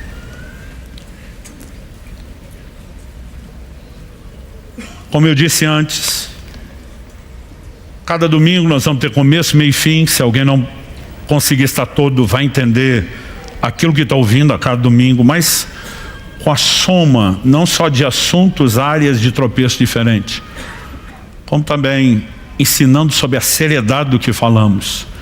Eu acredito que nós podemos ter mais do que informação. Quanto mais nós somos expostos à própria palavra. A Bíblia nos diz no livro de Tiago, no capítulo 1, que aquele que ouve a palavra é como quem está diante de um espelho. Ela tanto expõe a realidade do que nós somos em Cristo, como também expõe aquilo que precisa ser mudado em nós. E Deus quer trazer isso à tona. Repito o que eu falei antes: não para que ninguém saia debaixo de culpa ou condenação, mas estimulado, encorajado sobrenaturalmente a mudar, a viver transformação. E Deus tem transformação para cada área das nossas vidas. E se vimos que isso é tão sério como apresentamos, não dá para simplesmente ignorar e dizer: a gente não precisa tocar nisso. Que Deus gerou no meu coração, orando, esse tempo de oração, intercessão, né, em favor da igreja. Sábado que vem eu estou terminando um desses períodos de jejum. Honestamente, eu estava esperando assim, vim com aquela série de mensagens de avivamento, vamos incendiar todo mundo. E o Senhor diz, ajuda eles num ponto crítico. Eu tenho sido muito trabalhado ao longo dos anos por Deus nessas áreas e ainda estou sendo. E de repente Deus começou a me gerar uma consciência do quão estratégica é essa área. Deus, quando enche alguém do Espírito Santo, uma das primeiras coisas que Ele quer controlar, fala. Desde o Antigo Testamento a profecia é: derramarei do meu Espírito sobre toda a carne e profetizarão. A Bíblia diz que todos foram cheios do Espírito, começaram a falar em línguas. Ao longo de toda a Escritura, ser cheio e falar mostra que Deus quer assumir o controle dessa área. Mas o diabo também, porque a Bíblia diz que a língua é inflamada pelo inferno. Pensa no ponto estratégico da nossa vida, que os dois reinos, de Deus e das trevas, estão lutando. E tudo que Deus está pedindo é: pare de se expor ao reino das trevas e deixe assumir o controle. Eu não estou dizendo que só ter experiência de falar em língua resolveu o seu problema da língua. Na igreja seria uma maravilha. Mas significa que continuamente nós temos que nos render ao controle dele e aprender a usar um estilo de linguagem dele. E a boca do crente foi feita para abençoar, não para amaldiçoar, não para murmurar, não para reclamar, não para xingar, não para mentir, não para falar mal dos outros, não para fofocar. Se alguém falou, não pastor, a gente já não chama de fofoca, são atualizações. Falei, enquanto você estiver dando desculpa, não tem transformação. Mas Deus tem algo mais para mim e para você. Pai, eu oro por cada um dos meus irmãos e irmãs, começando por mim mesmo. Nós nos expomos ao Senhor. A ação do Teu Espírito nesse ambiente, a palavra exposta. E nós não queremos sair desse lugar só com informação a ser digerida e processada. Sabemos a importância de seguir meditando naquilo que ouvimos, mas muito mais do que processar apenas no nível humano, racional. Deus, nós oramos por entendimento espiritual, pela aplicação prática do Teu Espírito. Nós oramos por aquele algo mais, pelo toque dos céus, que nos leva a uma consciência como a que houve em Isaías, de reconhecer que há pecados na nossa língua, que os nossos lábios precisam não só de perdão, mas de santificação. Nós oramos que possamos vencer nessa área. Uma área, ó Deus, tão estratégica, tão fundamental, a ponto de Tiago ter dito que quem não tropeça nessa área será varão perfeito, não vai tropeçar nas demais. Nós queremos ser estratégicos nesse processo de santificação e nessas semanas concentrar força, dando atenção e resposta à Tua palavra. Nós oramos por cada um, suplicando graça e favor dos céus, para que haja crescimento, para que haja rompimento espiritual, em nome de Jesus. Se você crê e concorda, diga amém. Nós vamos passar ao ministério da palavra e eu quero que você abra a sua Bíblia, por favor, na segunda carta de Paulo aos Coríntios, no capítulo 5, versos 16 e 17. Esse texto vai ser tanto o nosso ponto de partida, como o trilho da reflexão de hoje. E eu vou ler na Nova Almeida atualizada. Segunda carta de Paulo aos Coríntios, capítulo 5, versos 16 e 17. O texto sagrado diz: assim que nós, daqui por diante, a ninguém conhecemos segundo a carne. E se antes conhecemos Cristo segundo a carne, já agora não o conhecemos desse modo. E assim, se alguém está em Cristo, é nova criatura. As coisas antigas já passaram, eis que se fizeram novas. Pai, nós declaramos nossa confiança e dependência da ação do Teu Espírito, da manifestação da Tua graça, e oramos que a Tua palavra alcance não meramente a mente, a razão, mas o íntimo do coração. Nós oramos por entendimento espiritual, nós oramos por aplicação personalizada, nós oramos pelo sopro vivificador do Teu Espírito, para que a Tua palavra fale, cale em nossos corações e encontre em nós lugar de correspondência. Nós suplicamos em nome de Jesus. Amém. Bom, o apóstolo Paulo começa fazendo uma declaração de conhecimento que diz respeito a qualquer pessoa. Ele diz assim que nós daqui por diante, ele fala de uma mudança, a ninguém conhecemos segundo a carne. Mas depois de direcionar a respeito de conhecer qualquer pessoa, ele especificamente foca o conhecimento de Cristo. E se antes conhecemos Cristo segundo a carne, já agora não o conhecemos desse modo. Então nós podemos dividir a humanidade entre os que conhecem a Cristo e os que não. Dos que conhecem, há dois tipos de conhecimento. Ele fala de conhecer segundo a carne, mas ele fala de conhecer de um outro modo, que não é segundo a carne. O que é que significa essa expressão, conhecer segundo a carne? Eu gosto de dizer que é a própria Bíblia que explica a Bíblia, e nós podemos deixá-la, se explicar. Há um outro momento onde o Senhor Jesus vai falar a respeito desse mesmo assunto, sobre conhecê-lo. E o tema da minha mensagem hoje é conhecendo a Cristo. Mas eu quero explorar a forma correta de conhecê-lo, que é o que nós vamos chamar de um conhecimento que é espiritual e não meramente natural. Em Mateus, no capítulo 16, no verso 13, Nosso Senhor, quando está em Cesareia de Filipe, faz uma pergunta aos seus discípulos: quem dizem os homens ser o Filho do Homem? O que é que estão falando a meu respeito? E diz: olha, tem gente dizendo que o senhor é João Batista, que voltou dentre os mortos, tem gente dizendo que você é o Elias prometido, tem gente dizendo que é Jeremias ou outro dos profetas. E o Senhor pergunta: e vocês? O que é que tem a dizer a meu respeito? E a Bíblia diz que quem toma a dianteira e responde é Pedro. E o apóstolo Pedro diz: tu és o Cristo, o Filho do Deus vivo. E quando Pedro dá essa resposta, Jesus faz a seguinte declaração no verso 17, Mateus 16: bem-aventurado é você, Simão Barjonas, porque não foi carne e sangue que revelaram isso a você, mas meu Pai que está nos céus. Quando Jesus usa a expressão não foi carne e sangue, ele está dizendo esse entendimento, não meramente uma informação, essa compreensão que você tem a respeito de mim, de quem eu sou, não foi comunicado através de pessoas, não é um entendimento humano. Então, quando o apóstolo Paulo está dizendo a ninguém conhecemos segundo a carne, ele está falando de entendimento natural, de mera informação. Mas quando Jesus diz para ele: foi o meu Pai que revelou a você, e essa palavra revelação, é o título do último livro que nós temos na Bíblia, Apocalipse. Ele significa revelação, mas a palavra grega Apocalipse, ela significa remover o véu, Revelar era remover o véu, era, em outras palavras, abrir os olhos, tornar possível a visão de algo que antes não se via. Então, quando falamos de revelação, ela não precisa necessariamente ser uma experiência mística, marcada por uma visão espetacular ou extraordinária, mas a partir do momento que existe a percepção de algo que não se percebia antes, nós já colocamos isso na característica de revelação. E você não conhece a Cristo, não de forma apropriada, a não ser por meio de revelação. Então, quando o apóstolo Paulo está dizendo a ninguém conhecemos segundo a carne, e depois ele vai para Cristo, e se antes o conhecemos desse modo, segundo a carne, já não mais o conhecemos, algumas coisas nós podemos considerar aqui. A primeira é que Paulo, ele está conjugando tudo no plural. Se antes conhecemos, então ele não está falando só de si. Evidentemente, ele inclui aqui os outros apóstolos que andaram com o Senhor Jesus. Mas a maneira como Paulo fala, associada a uma outra lógica, me faz presumir que antes mesmo da sua conversão, Paulo conheceu Jesus, não necessariamente de perto, A Bíblia nos fala de vários momentos onde os fariseus iam para ouvi-lo, para contestá-lo, E Paulo era alguém expressivo dentro daquele time.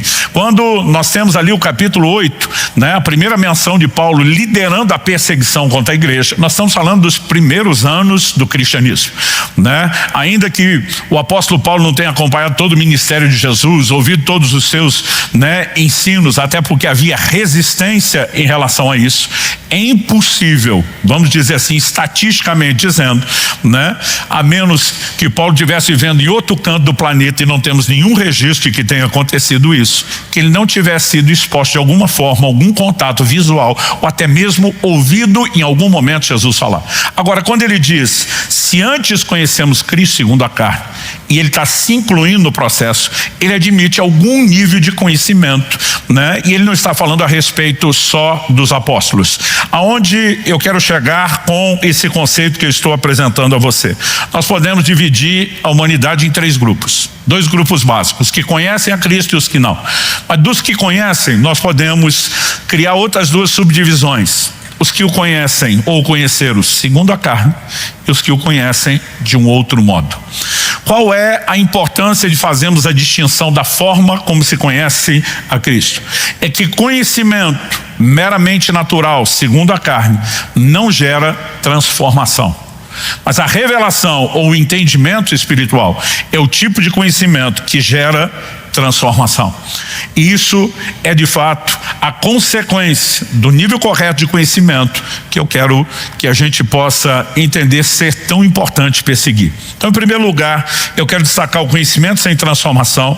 Na sequência, dando exemplos bíblicos, o que é o conhecimento com transformação, né? Traduzindo, conhecimento segundo a carne, sem transformação, conhecimento, entendimento espiritual, revelação com transformação, para depois, em terceiro e último lugar, fazer aqui com vocês uma aplicação prática, não só de vivemos o tipo correto de conhecimento, mas a devida progressividade, o avanço nesse tipo de conhecimento com a sua consequência inevitável, que é também uma transformação progressiva.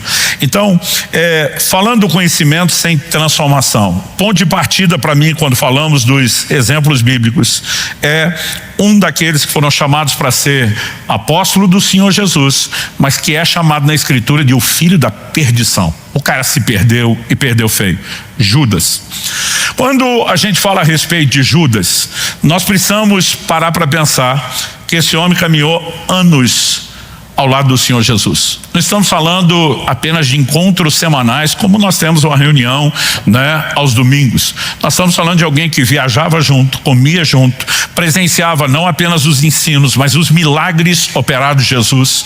Ele conviveu não apenas com o homem Jesus, né, porque embora em essência nunca deixou de ser Deus, eu e você precisamos entender que ele viveu 100% como homem, né? Então havia proximidade, havia relacionamento. Ninguém pode dizer que Judas não conheceu Jesus. Todo convívio, né, te gera uma capacidade de percepção e conhecimento que quem não tem convívio não tem. Então agora, no início do mês, na semana passada, Kelly e eu completamos 30 anos de casado. É muito tempo de convívio. Dependendo da cara que eu faço, ela já sabe o que eu estou pensando, ou o que eu estou na iminência de dizer. E você não precisa de um relacionamento somente como marido e mulher e nem de 3 décadas. Pastor Marciano caminha comigo há mais de 20 anos, né? Normalmente, pelo convívio, ele já sabe diante de determinado problema, né, qual a orientação que eu vou dar, qual o conselho, né, que eu tenho para dar, o que é que eu vou dizer, o tom que eu vou adotar. Então as pessoas conseguem conviver, né, com outras a ponto de ter conhecimento. Eu imagino que Jesus, uma vez que decidiu viver 100% como homem, tinha um padrão comportamental em alguns momentos previsível. No mínimo aqueles que eram norteados pelos princípios que ele mesmo ensinava. Então dava para se esperar. Nesse momento ele vai demonstrar compaixão. Nesse momento vai haver algum nível de confronto ou exortação. Nós podemos imaginar, né, que Jesus tenha assumido até mesmo elementos como os temperamentos que nós conhecemos. Quem estava perto conhecia. Judas foi um desses. Mas para aqueles que pensam que talvez a traição de Judas foi apenas um deslize único, a Escritura nos faz questão de mostrar que Judas ia apresentando desvios de conduta e de caráter muito tempo antes. Um dia eu ouvi alguém dizer, né, que um homem ou mulher de Deus nunca cai. A pessoa diz, a pessoa vai caindo, é um processo. Princípios são negligenciados, são quebrados, certos gatilhos ou escrúpulos vão sendo quebrados aos poucos e a pessoa progride no caminho da queda ou da perdição.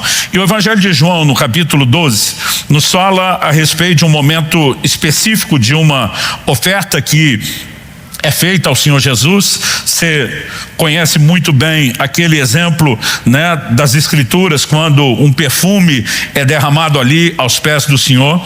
E a Bíblia diz do verso 4 ao 6 de João capítulo 12: mas Judas Iscariotes, um dos seus discípulos, aquele que estava para trair Jesus, disse: por que esse perfume não foi vendido por 300 denários e o valor não foi dado aos pobres? No verso 6, o apóstolo João expõe Judas e diz, ele disse isso não porque se preocupava com os pobres, mas porque era ladrão e, tendo a bolsa do dinheiro, tirava do que era colocado nela. Traduzindo, era o tesoureiro do grupo e estava desviando fundos e recursos. Quando você olha a Bíblia honestamente, durante muito tempo, eu vou dizer para Deus, para que colocar isso na Bíblia? Se o primeiro tesoureiro da história da igreja deu problema, você vai levantar a suspeita, né? É por isso que você vê Paulo batendo muito na tecla da conduta de ser honesto, não só diante de Deus, mas diante dos homens. Mas a Bíblia faz questão de mostrar um perfil de comportamento de alguém, né, que não condiz com aquela pessoa com quem convive, o próprio Jesus. Gente, de novo, ele não estava apenas ouvindo os ensinos, estava exposto à unção que Cristo, enquanto homem, carregava. Ele via os milagres sendo operados, mas nada disso, desse tipo de conhecimento, gerou transformação. O segundo exemplo de conhecimento sem transformação diz respeito aos irmãos de Jesus. Sim, você me ouviu direito, os irmãos de Jesus. Porque nós temos uma declaração, um mito que foi, né, propagado a respeito de Maria, que é o da virgindade perpétua, e a Bíblia não diz isso. No Evangelho de Mateus, no capítulo 1, no verso 25, a Bíblia diz, no verso 24, que José recebeu Maria como esposa, e no 25 diz, porém não teve relações com ela. As traduções mais antigas diz, não a conheceu, enquanto ela não deu à luz a um filho a quem pôs o nome de Jesus. Então, indiscutivelmente, nós temos uma concepção sobrenatural de Jesus. Até que nascesse, José não teve relações com Maria, mas a Bíblia mostra que eles viveram como uma família normal, como um casal normal. Aliás, o Evangelho, né, de Mateus e também de Marcos nos menciona a respeito dos irmãos de Jesus, inclusive os seus nomes. Marcos capítulo 6, verso 3, perguntaram, não é esse o carpinteiro, o filho de Maria, irmão de Tiago, José, Judas, Simão? As suas irmãs não vivem aqui entre nós? E por que eu estou incluindo o assunto dos irmãos de Jesus? Porque eram pessoas que conviveram com ele, mas a Bíblia nos mostra que nem os seus irmãos criam nele. Acompanhe comigo o Evangelho de João, capítulo 7, do verso 3 ao 5. Então os irmãos de Jesus se dirigiram a ele e disseram, deixe esse lugar e vá para a Judéia, para que também os seus discípulos vejam as obras que você faz. Porque se alguém quer ser conhecido, não pode realizar seus feitos em segredos. Já que você faz essas coisas, manifeste-se ao mundo. Traduzindo, você não é o bom, você não é o cara? Como é que você não quer ir para a festa em Jerusalém? Já que você tem tudo isso para mostrar esses milagres, apenas vai de uma vez se exibir para o mundo inteiro. Olha o que o verso 5 diz, termina dizendo, acontece que nem mesmo os irmãos de Jesus criam nele. Eu lembro a primeira vez que eu reparei nessa declaração, eu fiquei chocado. Mas gente, vamos colocar no lugar dos irmãos de Jesus. Diferente de José, que um anjo aparece, Maria, que um anjo aparece. Maria indiscutivelmente tem uma experiência única de visitação no seu corpo, né? O milagre da concepção sem nenhum envolvimento com nenhum homem. Não há como contestar a realidade dessas coisas. Mas se imagine sendo um irmão que nasceu depois. E os seus pais tentando explicar enquanto criança, então, aquele seu irmão mais velho não é um como nós, ele é o Deus encarnado. Eu imagino as crianças olhando, tá bom que é. Não é porque Jesus está vivendo como homem, vai assumir o seu ministério público aos 30 anos. Não há registro de milagres sendo operados antes disso. Se coloque no lugar deles. Eles conheciam Jesus muito bem, mas criam nele? A Bíblia diz que não. Não só não criam. Evangelho de Marcos, capítulo 3, versos 20 e 21, depois eu leio o 31, diz assim, então Jesus foi para casa. Aqui nós já temos Nosso Senhor vivendo na Galileia. Outra vez se ajuntou a multidão de tal modo que nem podiam comer. Quer dizer, agora o ministério de Jesus está bombando. A Bíblia diz, e quando os parentes de Jesus ouviram isso, saíram para prendê-lo, porque diziam, está fora de si. Quem eram os parentes? Verso 31 diz, nisto chegaram a mãe e os irmãos de Jesus e, tendo ficado lá de fora, mandaram chamá-lo. Imagino que a mãe está simplesmente tentando conter aqueles filhos, né? Ela tinha uma experiência única, indiscutível, não há nenhum momento onde em absolutamente lugar nenhum das escrituras, né, possa haver qualquer sugestão de nenhuma dúvida de Maria sobre quem era Jesus e seu ministério. Mas quando a Bíblia está dizendo que seus parentes queriam prendê-lo, estava dizendo, está maluco, ele acha mesmo que é o Messias, ele acha que é o Cristo. Esses eram os irmãos de Jesus, enquanto viveram somente o conhecimento segundo a carne.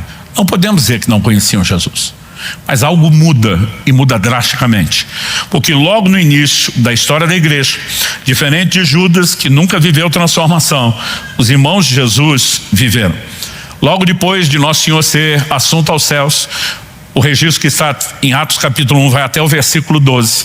Isso aconteceu no Monte das Oliveiras. Versículo seguinte, o 13, falando dos apóstolos, diz assim: quando entraram na cidade, então estão voltando do Monte das Oliveiras, a cidade aqui é Jerusalém.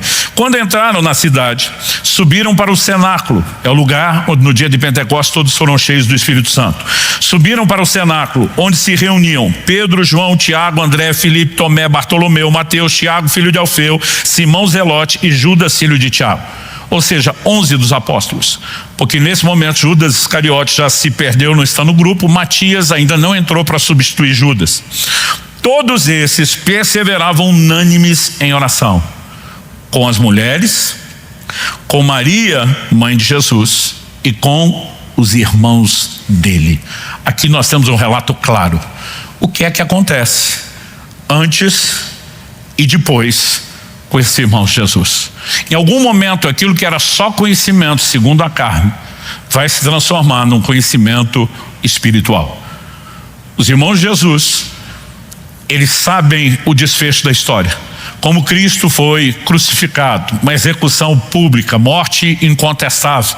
Quando, surpreso com o fato de já ter dado sinais de morte, o centurião decide não quebrar as pernas de Jesus, ainda manda que um soldado faça a checagem. E a Bíblia diz no Evangelho de João, quando lhe furaram ao lado com uma lança, saiu sangue e água. Quando o sangue já está se transformando em água, é evidente sinal de que a morte já aconteceu. Nós podemos imaginar aqueles irmãos de perto ou de longe tendo conhecimento de tudo que aconteceu, mas Nosso Senhor, depois de ressuscitado, apareceu a várias pessoas. Em 1 Coríntios capítulo 15, que eu chamo de o capítulo da ressurreição, o apóstolo Paulo, do verso 3 ao 7, diz o seguinte: antes de tudo, entreguei a vocês o que também recebi, que Cristo morreu pelos nossos pecados segundo as Escrituras, e que foi sepultado e ressuscitou ao terceiro dia segundo as Escrituras, e apareceu a Cefas. Cefas é a expressão em aramaico para o nome de Pedro. E apareceu a Cefas e depois aos 12. Depois foi visto por mais de 500 irmãos de uma só vez, dos quais a maioria ainda vive, porém alguns já dormem. Você consegue imaginar esse culto? Mais de 500 irmãos, e Nosso Senhor apareceu para todo mundo uma vez só. Deve ter sido a reunião. O texto continua e diz assim: depois foi visto por Tiago e mais tarde por todos os apóstolos. Quem é esse Tiago? A Bíblia não está falando de Tiago, irmão de João, o primeiro dos apóstolos a ser morto, martirizado por Herodes. Ele já está incluído nos 12. Não está falando de Tiago, o menor, o outro dos 12. Está falando de um homem que se tornou o grande líder da igreja em Jerusalém depois de Pedro. No início do livro de Atos é incontestável que a liderança da igreja, está a cargo de Pedro. Ele é a voz maior. Em algum momento, isso já é claro e evidente em Atos capítulo 15, no concílio de Jerusalém, o peso que a voz de Tiago tem, que Tiago assumiu esse lugar de liderança. Provavelmente uma transição, porque o apóstolo Pedro, assim como os demais apóstolos, não permaneceram o tempo todo em Jerusalém. Eles viajavam muito, testemunhando de Cristo, mas Tiago se tornaria o grande líder, a ponto de ser chamado em Gálatas 2:9 de uma das colunas da igreja. O apóstolo Paulo diz em Gálatas 2:9: quando reconheceram a graça que me foi dada, Tiago, Cefas e João, que eram reputados colunas, estenderam a mim e a Barnabé a mão direita da comunhão, a fim de que fôssemos para os gentios e eles para a circuncisão. Quem é esse grande líder, uma das colunas da igreja, cujo nome é mencionado antes mesmo de Pedro e João? Em Gálatas, no capítulo 1, no verso 19.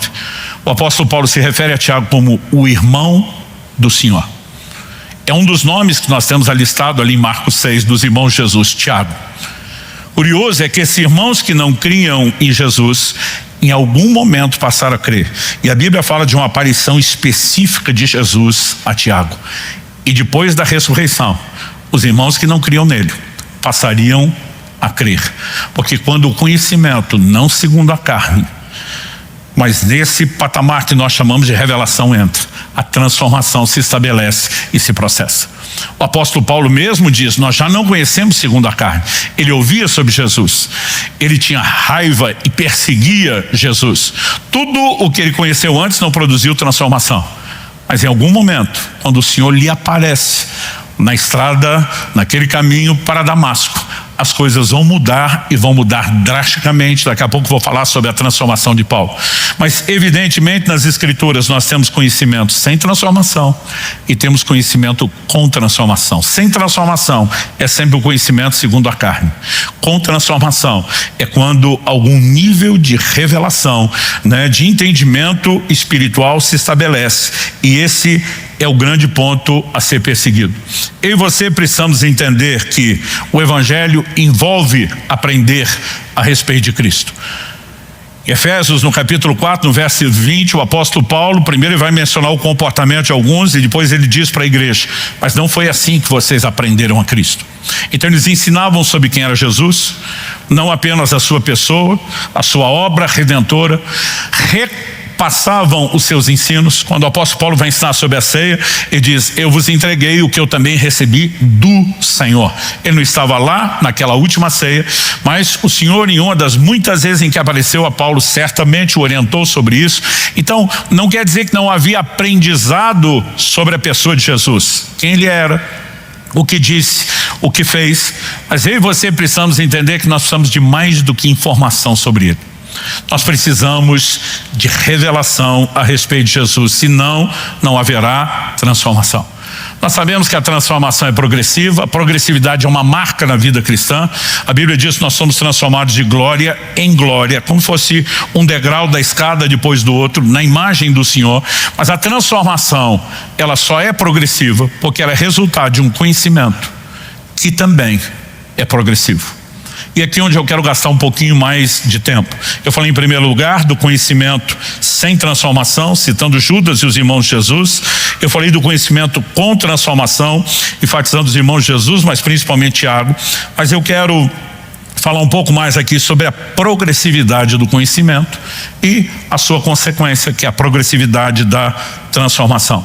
Em Oséias, no capítulo 6, no verso 3, a Bíblia diz que nós devemos conhecer e prosseguir em conhecer a Deus.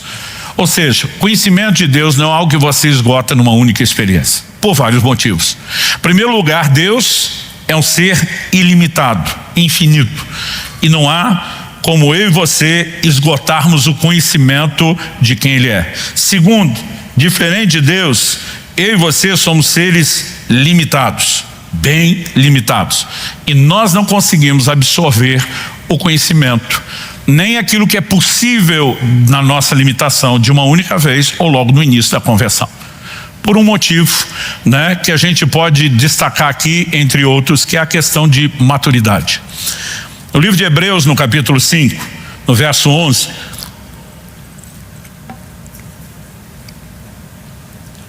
Hebreus 5:11, o escritor diz: a esse respeito, temos muitas coisas a dizer, coisas difíceis de explicar. Ele está dizendo: olha, eu tenho mais para falar do assunto, mas é difícil explicar. Por quê? Pela complexidade da doutrina? Não. Ele diz: porque vocês se tornaram tardios em ouvir. A maneira como nós ouvimos determina se haverá ou não compreensão. Esse é o tema central da parábola do semeador. A semente cai à beira do caminho, é roubada pelas aves, que Jesus interpreta como os demônios. Nosso Senhor fala daqueles que ouvem e não entendem. Se não entende, não tem frutificação da palavra. Ele menciona duas outras sementes que começam o processo, mas ele é abortado, para no final falar da semente que cai em terra boa, frutifica. Ele diz: esses são os que ouvem e entendem. A palavra de Deus só pode operar aonde existe compreensão e entendimento. Evidente que quando falamos de revelação, nós não alcançamos isso sem Deus. Por outro lado, não significa que Deus sozinho, de forma unilateral, vai promover todo o tipo de conhecimento sozinho, independente da nossa conduta. Até porque, se fosse assim, Ele é o maior interessado. Então todos nós deveríamos estar vivendo o pleno conhecimento. Então ele está dizendo: se há essa negligência em ouvir, ele diz, a capacidade de compreensão de vocês vai ser comprometida. O escritor continua e diz no verso 12: pois quando já deviam ser mestres, levando em conta o tempo decorrido, que é o tempo de fé, de caminhada cristã, vocês têm novamente necessidade de que alguém lhes ensine quais são os princípios elementares dos oráculos de Deus. Traduzindo, pelo tempo de vida cristã, vocês tinham que estar ensinando outros. Além de não estar ensinando, vocês têm que reaprender o tempo todo o beabá, os fundamentos da fé, os princípios elementares. Ou seja, a percepção não estava entrando. E ele termina dizendo, o verso 12, passaram a ter necessidade de leite, não de alimento sólido. 13 e 14, ora, todo aquele que se alimenta de leite é inexperiente na palavra da justiça, porque é criança. Mas o alimento sólido é para os adultos, para aqueles que pela prática têm as suas faculdades exercitadas para discernir não somente o bem, mas também o mal. Outro dia alguém me perguntou, pastor, o senhor tem plano de algum dia pregar sobre esse assunto que eu te vi conversando ali na mesa? Eu falei, nunca. Ele falou, por que não? É tão importante. Eu falei, importante para você que é maduro e consegue digerir alimento sólido, né? Isso aí vai dar uma congestão em algumas crianças na fé, assim como você não dá feijoada para um recém-nascido. Simples assim. Eu e você precisamos entender isso. Quando nós nos convertemos, há um nível de conhecimento de Jesus? Claro que há. Há um nível de compreensão? Claro que há. Mas, por exemplo, nossa dieta da palavra é chamada de leite. 1 de Pedro 2:2, como crianças recém-nascidas, desejem o puro leite espiritual a fim de crescer. Ninguém começa com alimento sólido, começa com leite. E à medida que corresponde e cresce, pode mudar a dieta. Mas nós vemos pessoas que elas não só não começam com uma estrutura para entender, mas elas conseguem permanecer por anos enroscadas naquele lugar de infantilidade. Então, há mais para ser conhecido do que aquilo que eu e você experimentamos até agora. Conheçamos e prossigamos em conhecer a Deus. Ah, pastor, esse texto está sendo, usado, é do Antigo Testamento. Ok, Colossenses 1:10, o apóstolo Paulo, enquanto orava e destacava a importância de que os colossenses tivessem, e agora cito o texto bíblico, crescendo no conhecimento de Deus, nos mostra que o conhecimento de Deus é algo no qual se cresce. E a Bíblia aplica isso diretamente em relação à pessoa de Jesus. 2 de Pedro 3:18, o apóstolo diz, cresçam na graça e no conhecimento de nosso Senhor e Salvador Jesus Cristo. Você só cresce se já tem alguma coisa, mas dá para aumentar. Efésios capítulo 4, verso 13, até que todos cheguemos à unidade da fé e do pleno conhecimento do Filho de Deus. Quando nós olhamos para a vida cristã, uma marca incontestável da vida cristã é progressividade, é avanço. Provérbios 4:18 diz que a vereda do justo é como a luz da aurora, vai brilhando mais e mais até ser dia perfeito. Cada vez mais luz, cada vez mais clareza, cada vez mais compreensão, porque conhecimento é progressivo. Escrevendo aos Tessalonicenses, em 1 Tessalonicenses 4:1, o apóstolo Paulo diz, finalmente, irmãos, pedimos a vocês e os exortamos no Senhor Jesus, que assim como aprenderam de nós a maneira como devem viver e agradar a Deus, ou seja, existe uma conduta correta e apropriada aos cristãos. Ele está dizendo, vocês aprenderam isso de nós. Ele diz, e efetivamente o estão fazendo, ou seja, estavam cumprindo com aquilo que foi ensinado. Ele diz, vocês continuem progredindo cada vez mais. Ele diz, vocês aprenderam de nós, já estão praticando. Palma para vocês, merecem o louvor nisso, mas vocês não podem parar aí. Dá para progredir. Vocês precisam progredir cada vez mais. Ou seja, progredir e progredir na progressão. Cada vez mais. Quando olhamos para declarações como essa, é evidente que a progressividade é uma marca da vida cristã. Em 2 de Pedro, no capítulo 1, do verso 5 a 8, o apóstolo Paulo diz assim, por causa disso, concentrando todos os seus esforços, ou seja, não depende só de nós. Jesus disse, sem mim vocês não podem fazer nada. Mas também não depende só de Deus, é uma interação, as duas partes se envolvem, e normalmente quem falha é a gente, nunca é Deus. Concentrando todos os seus esforços, acrescentem à fé que vocês têm a virtude. Então a fé já está lá, tem a conversão, mas ele diz, acrescenta a virtude. A virtude, acrescentem o conhecimento. Ao conhecimento, o domínio próprio, ao domínio próprio, a perseverança, a piedade, a fraternidade, o amor. No verso 8 ele diz, porque essas qualidades, estando presentes e aumentando cada vez mais, progressividade, incluindo o conhecimento, farão com que vocês não sejam nem nativos, nem frutíferos no pleno conhecimento de nosso Senhor Jesus. Não está dizendo que não conhece nada, mas nós não temos o pleno conhecimento, porque quanto mais conhecemos, mais transformação eu e você podemos experimentar. Quem está entendendo, diga amém. Nós falamos no início do próprio Paulo, que diz, já não conhecemos Cristo segundo a carne. Há um momento que Paulo vai entrar no lugar de revelação. e algo muda profundamente. Em Filipenses, no capítulo 3, eu vou ler primeiro os versos 7 a 8, depois vou continuar até o verso 12. Se você quiser acompanhar, Filipenses 3, 7, 8. Mas o que para mim era lucro, isso eu considerei perda por causa de Cristo.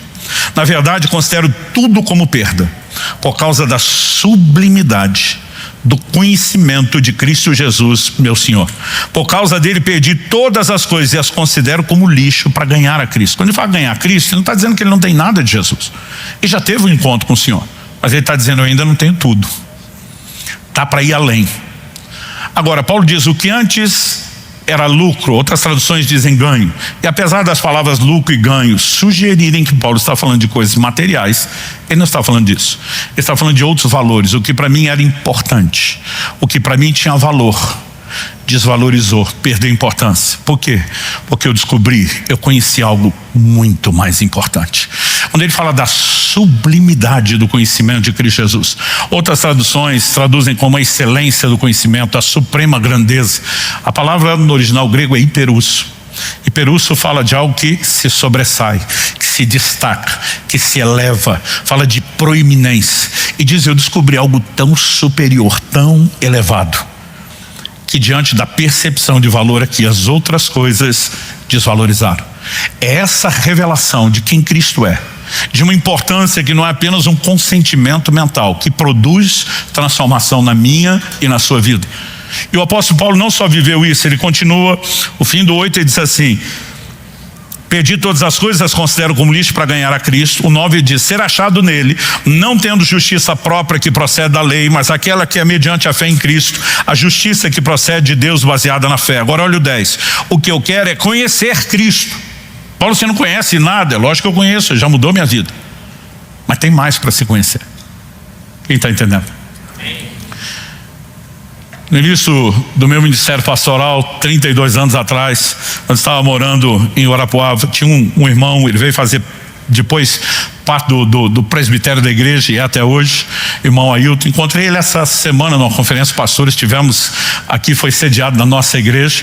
Eu lembro do dia que ele estava passando, eu dei um oi para ele e fiz a pergunta só para ouvir a resposta que eu amava ouvir. Falei, e aí, Ailton, tudo bem?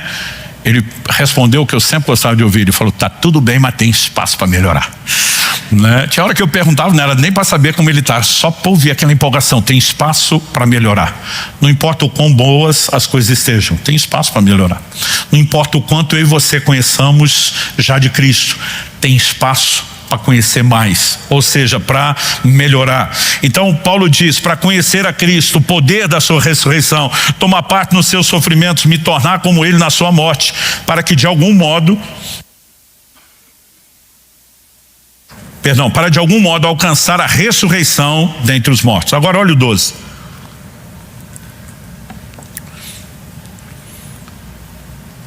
Não que eu já tenha recebido isso. Ele não está falando de uma experiência zero com Jesus, está falando de alcançar aquele nível maior. Ou já tenha obtido a perfeição. Essa palavra aqui traduzida perfeição é o estado completo, a perfeita maturidade. Mas prossigo para conquistar aquilo para o que também foi conquistado por Cristo Jesus. Eu e você precisamos entender não só que é um conhecimento que transforma, mas que em vez de ser apenas um conhecimento que nos levou a ser transformado só até um certo ponto e depois estagnamos, nós podemos conhecer cada vez mais e sermos consequentemente transformados cada vez mais.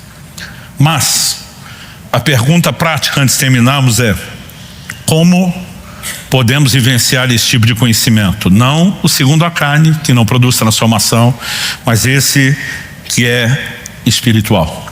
Eu quero destacar um elemento que para mim assim é prioritário quando falamos em termos de vida cristã. A maior parte das pesquisas apontam que a grande maioria dos cristãos não tem tempo devocional diário com Deus.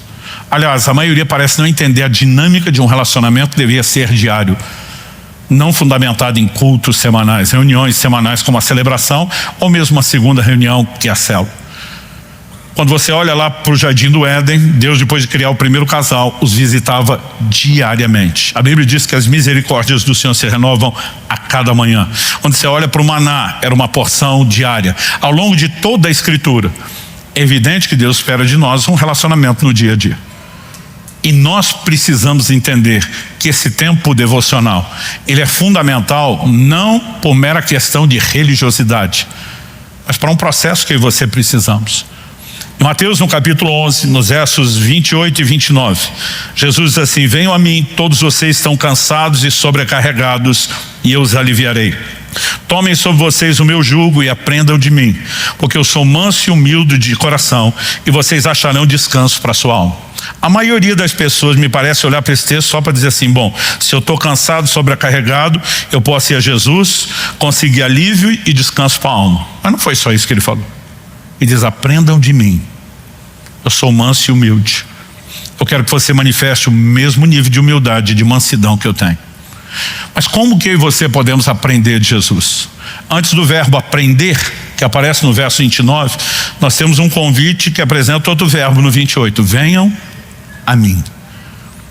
Para aprender de Cristo, você precisa de proximidade, você precisa de contato, você precisa de relacionamento com Ele. Atos capítulo 4, verso 13. Nos fala dos apóstolos, logo depois da ressurreição de Jesus, testemunhando com poder.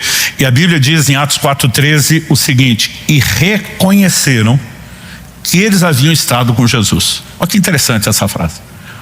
Não é apenas o povo olhando e a gente lembra dessa turma que andava com ele. Reconheceram que eles estiveram com Jesus.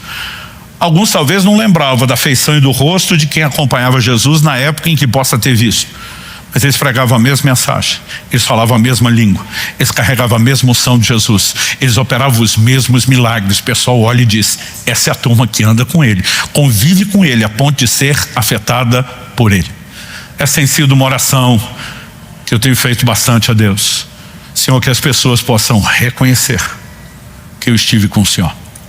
Aliás, meu pai tinha uma declaração interessante sobre o devocional, sobre a vida de oração, tempo com Deus, com a palavra. Ele dizia: se eu ficar um dia sem o meu tempo devocional, eu sinto a diferença. Ele dizia: se eu ficar uns 3 dias, minha mulher já percebe a diferença. Mas se eu ficar mais de uma semana, com certeza a igreja já vai sentir a diferença. Porque ou nós vamos transbordar o resultado de estar com Ele, ou nós vamos transbordar algo diferente. Estar com Jesus é uma chave para aprender dele, para conhecer dele, e para dessa forma podemos ser transformados. Cada uma das disciplinas espirituais tem lá o seu caráter de transformação. Quando nós falamos a respeito do louvor e adoração, nós precisamos entender a importância disso, gente, a ponto de ser praticado em bases diárias. E você não precisa ser um bom cantor para isso. Eu acho que o único que me aguenta ouvir cantar é Deus. Ele deve ter algum filtro, né, que a coisa chega no ouvido dele diferente, porque ele é o único que consegue, né, lidar com isso. Mas é um princípio por trás da adoração. Pessoas se recusam a adorar a Deus, parece que sempre são entregues a um tipo de juízo semelhante. Romanos capítulo 1 fala de pessoas que se recusaram da glória a Deus e Deus os entregou a paixões infames. São entregues à sua própria natureza carnal.